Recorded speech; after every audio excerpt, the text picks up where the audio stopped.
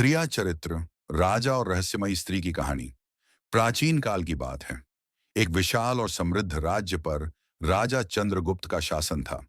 राजा अपनी वीरता, न्यायप्रियता और प्रजा के प्रति दया के लिए प्रसिद्ध थे। लेकिन वह अपने जीवन में एक बात पर घमंड करते थे। उनका यह मानना था कि वह स्त्रियों की सोच और स्वभाव को पूरी तरह समझ चुके हैं। वह अक्सर कहते, त्रिया चरित्र मेरे सामने कोई मायने नहीं रखता। मैं स्त्रियों की हर चाल को पहचान सकता हूँ। राजा की यह बात उनके मंत्री, सेनापति और दरबारी सुनते, लेकिन कुछ लोग उनकी इस धारणा से सहमत नहीं थे। खासकर उनके मुख्यमंत्री बृहस्पति, जो बुद्धिमान और अनुभवशील थे।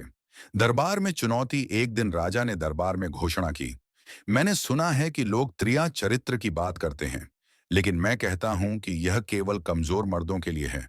मुझ जैसे बलवान और विवेकशील पुरुष को कोई स्त्री अपने जाल में नहीं फंसा सकती। क्या कोई ऐसा उदाहरण है जो मुझे गलत साबित कर सके?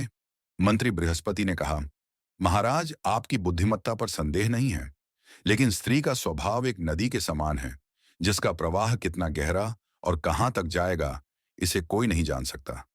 यदि अनुमति हो, तो मैं आपकी इस धारणा को परखने का एक परीक्षण करना चाहता हूं। राजा ने गर्व से मुस्कुराते हुए कहा, ठीक है, मैं तुम्हारी चुनौती स्वीकार करता हूं, लेकिन याद रखना, यदि तुम असफल हुए तो तुम्हें दरबार से निर्वासित कर दिया जाएगा। परीक्षा की शुरुआत मंत्री ने योजना बनाई। उन्होंने एक रहस्यमयी महिला को राजा की परीक्षा लेने के लिए बुलाया। वह महिला रानी नगर से थी और उसकी चतुराई और सुंदरता के चर्चे दूर दूर तक थे। नाम माधवी था। माधवी ने इस काम के लिए सहमति दी, क्योंकि वह भी राजा की घमंडी प्रवृत्ति से परिचित थी। मंत्री ने माधवी को समझाया, राजा को विश्वास है कि वह स्त्रियों के स्वभाव को पूरी तरह समझ सकते हैं। तुम्हें ऐसा करना होगा कि उनकी यह धारणा टूटे और उन्हें जीवन में एक बड़ी सीख मिले। माधवी का आगमन कुछ ही दिनों बाद माधवी ने राजा के महल में प्रवेश किया। वह एक सामान्य नागरिक के रूप में आई, लेकिन उसकी सुंदरता और बात करने का तरीका राजा का ध्यान खींचने के लिए काफी था। उसने अपनी बुद्धिमानी और ज्ञान से राजा को प्रभावित करना शुरू किया। पहले तो राजा ने इसे केवल सामान्य बातचीत समझा, लेकिन जैसे जैसे समय बीतता गया, माधवी ने अपनी चालाकी से राजा के साथ गहरे संबंध स्थापित करने शुरू कर दिए।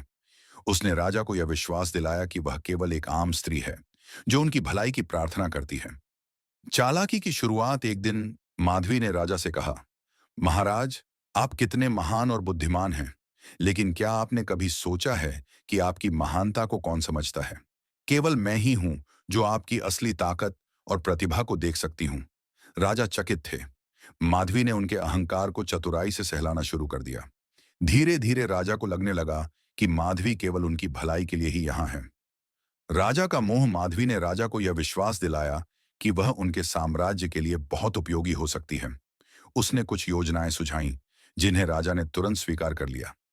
राजा को लगा कि माधवी उनसे अधिक समझदार और कोई नहीं है।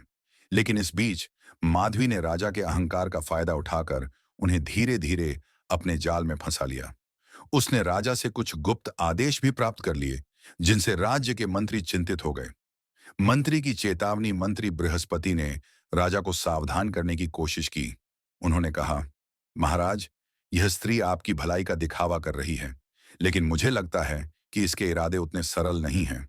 राजा ने इसे अपनी प्रतिष्ठा का मामला समझा और गुस्से में कहा, तुम्हारी यह बात मेरे प्रति अपमान है। माधवी मेरी सच्ची मित्र है और मैं उसकी निष्ठा पर सवाल नहीं उठा सकता। राजा का पतन। माधवी ने धीरे धीरे राजा से वह राज उगलवा लिए, जो केवल राजा और मंत्री जानते थे। उसने इन बातों का उपयोग राजा को कमजोर बनाने के लिए किया। एक दिन उसने राजा से कहा, महाराज, यदि आप मुझ पर विश्वास करते हैं, तो मुझे अपने खजाने की चाबियां सौंप दें। मैं आपके धन का सही उपयोग करूंगी। राजा, जो पहले से ही माधवी के जाल में फंस चुके थे, बिना सोचे समझे उसकी बात मान गए। सच्चाई का पर्दाफाश। जब मंत्री को इस बात का पता चला, तो उन्होंने एक योजना बनाई। उन्होंने माधवी के सारे कार्यों को गुप्त रूप से देखा और उसकी असलियत राजा के सामने उजागर कर दी। एक दिन बृहस्पति ने राजा को गुप्त कक्ष में ले जाकर माधवी की सच्चाई दिखाई। उन्होंने कहा, महाराज, देखिए कि जिस पर आप सबसे अधिक विश्वास करते थे, वही आपको धोखा दे रही है। राजा ने अपनी आंखों से माधवी को गुप्तचर के साथ मिलते हुए देखा। यह देखकर वह स्तब्ध रह गए। राजा की सीख। राजा ने माधवी को बुलाकर पूछा, तुमने ऐसा क्यों किया? माधवी मुस्कुराई और बोली, महाराज, यह मेरा दोष नहीं है। यह आपका अहंकार था जिसने मुझे ऐसा करने का अवसर दिया। आपने सोचा कि आप स्त्रियों को पूरी तरह समझते हैं, लेकिन सच्चाई यह है कि स्त्री का मन उतना ही गहरा और रहस्यमय है जितना समुद्र। इसे पूरी तरह जान पाना असंभव है।